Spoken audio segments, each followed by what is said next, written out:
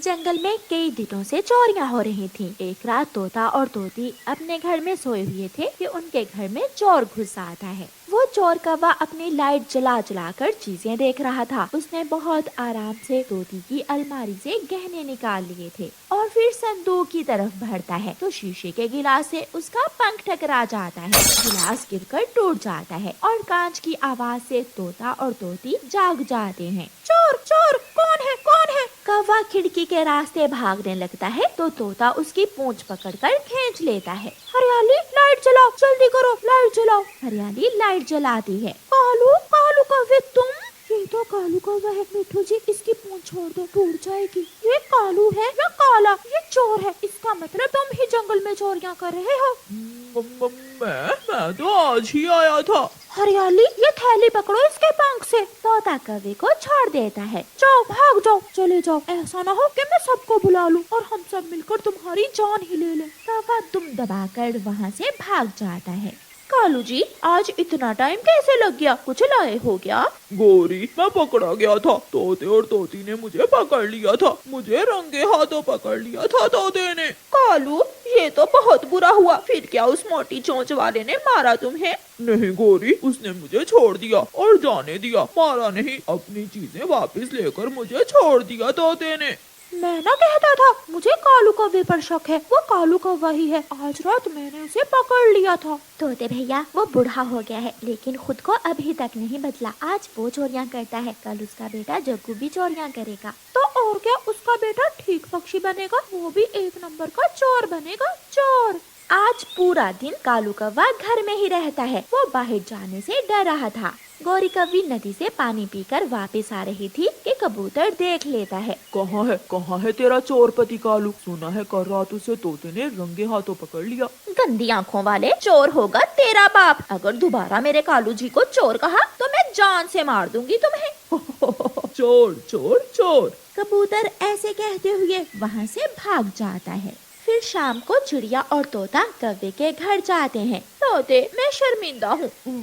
वो बस गलती हो गई, मैं आइंदा ऐसे नहीं करूँगा। कौवे और कौवी बस कर जाओ, अपने छोटे बच्चे की तरफ देखो। क्या कल को इसे भी चोर बनाओगे? और अगर किसी और ने पकड़ लिया तो मार मार कर तुम्हारे पंख तोड़ देगा। वो तो मैंने छोड़ दिया तुझे कालू कौवे। कौवे और कौवी को समझाने के बाद तोता और चिड़िया वहाँ से चले जाते हैं। कालू जी इनकी बातों पर ध्यान न देना, अगर चोरियां नहीं करेंगे तो खाएंगे कहाँ से? गोरी लेकिन मुझे अब डर लगने लगा है। कालू जी चलो आज की रात आखिरी चोरी करते हैं और फिर कल से चोरियां छोड़ देंगे। लेकिन कहाँ, किसके घर में चोरी करनी है? चील के बेटे की शादी है कल, घर में गहने सोना चांदी होगा, चलो वो चुरा लेते हैं और कल से चोरियां छोड़ देंगे। कौवा थोड़ी देर सोचने के बाद मान जाता है। उनका छोटा सा बेटा घर में सोया हुआ था।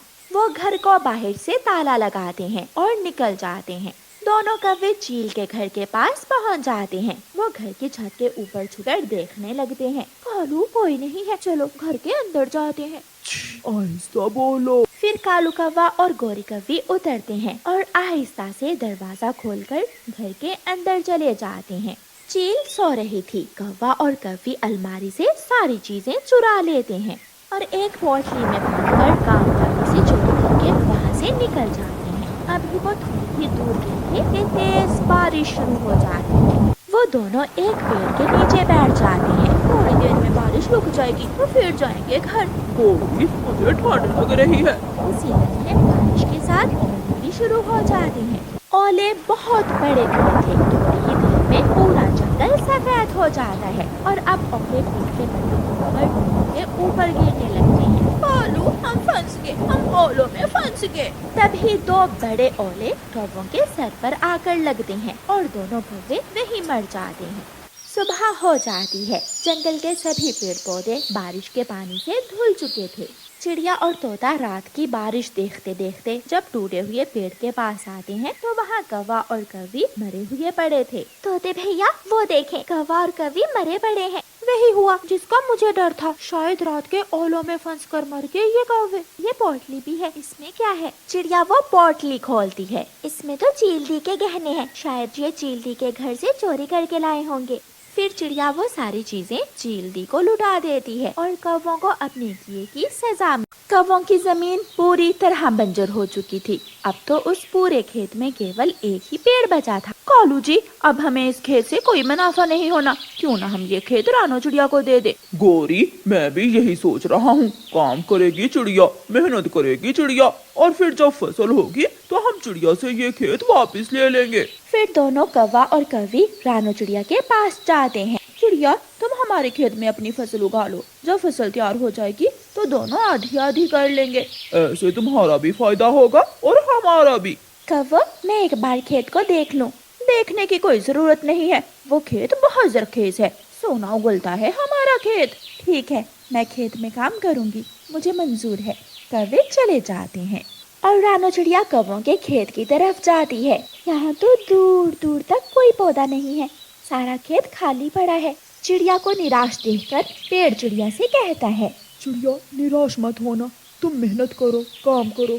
इस खेत में पहले हर तरह की फसल होती थी, लेकिन उन आलसी कौवों ने मेहनत नहीं की और ये खेत बंजर हो गया। ठीक है मेरे दोस्त, मैं मेहनत करूंगी, हिम्मत से काम लूंगी और इस खेत को फिर से आबाद करूंगी। चिड़िया अपने घर जाती है और फिर दूसरे दिन से खेत में काम शुरू करती है। चिड़िया अपने बैल से खेत में हल चलाती है। चिड़िया सारा दिन खेत में काम करती है। तोता चिड़िया के पास आता है। चिड़िया, क्यों मेहनत कर रही हो? ये खेत कभी आबाद नहीं होगा, ये बंजर खेत है, मेहनत का कोई फायदा नहीं होगा। तोते, मैं जानती हूँ कि ये खेत बंजर है, लेकिन मेहनत कभी जाया नहीं होती।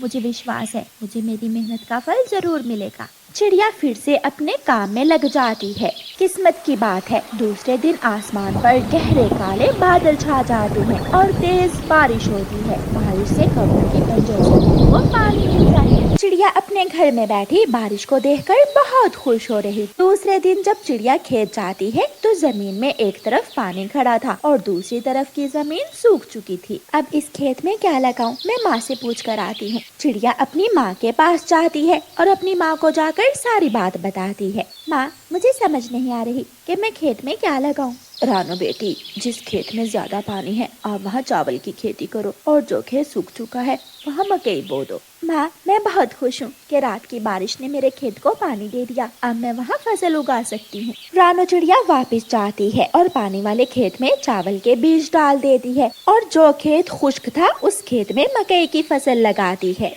दिन गुजरते गए। चिड़िया मेहनत से काम करती रही और फिर एक दिन चिड़िया के खेत में हरियाली ही हरियाली थी। मकई के छोटे छोटे पौधे और चावलों के पौधों ने पूरे खेत को सरसब्ज कर दिया था। कालू जी, कई दिन बीत गए, चलो तो आज खेत में जाकर देखते हैं। चिड़िया खेत में दिन रात काम कर रही है, चलो हम भी जाकर देखते हैं। फिर कौवा और कौवी अपने खेत की तरफ जाते हैं। दोनों कौवे खेत को देखकर हैरान हो जाते हैं। कालू, ये किसका खेत है? रानो चिड़िया बोलती है, ये वही खेत है जो बंजर और बेआबाद था। मैंने यहाँ मेहनत की और मुझे मेरी मेहनत का फल मिला है। चिड़िया, तुमने तो कमाल कर दिया। कुछ दिनों के बाद चावलों के पौधों पर सिक्के लग जाते हैं और मकई के पौधों पर मकई के भुट्टे। अब चिड़िया की फसल पानी मांग रही थी। चिड़िया बहुत परेशान हो जाती है। अगर मैंने फसल को पानी न दिया तो सारी मेहनत मिट्टी में मिल जाएगी। चिड़िया को परेशान देखकर पेड़ बोलता है, चिड़िया हवाओं की दिशा बता रही है कि पास ही बादल हैं।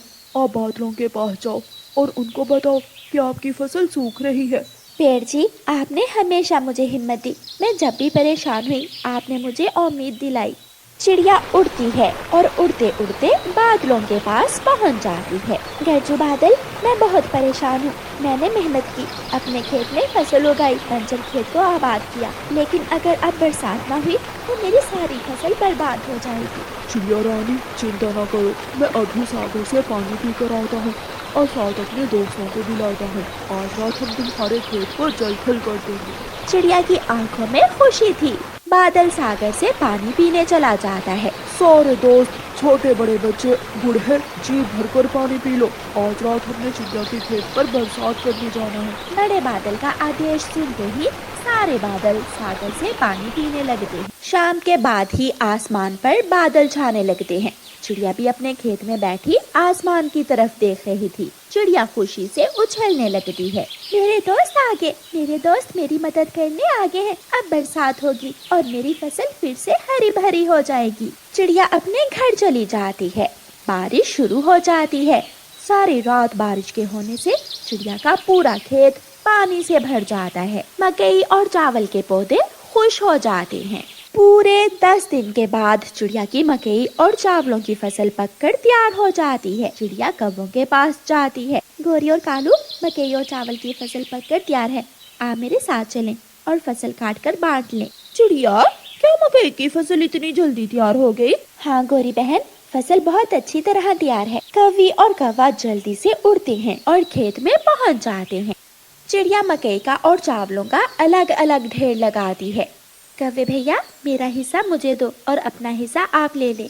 कौन सा तुम्हारा हिस्सा? ये खेत हमारा है और इस खेत की फसल भी हमारी है। चलो चलो भाग यहाँ से। ये न्याय नहीं है, मैं नहीं जाऊंगी। मैंने दिन रात मेहनत की, दिन रात एक करके खेत में काम किया और अब आखिर में तुम दोनों मुझे धोखा दे रहे हो। चिड़िया रोने लग जाती है। चिड़िया को रोता हुआ देखकर वहाँ तोता आ जाता है। चिड़िया का हक मैं चिड़िया को लेकर दूंगा। पीछे ही कबूतर भी आ जाता है। जिसने दिन रात मेहनत की उसे मेहनत का सिला जरूर मिलेगा।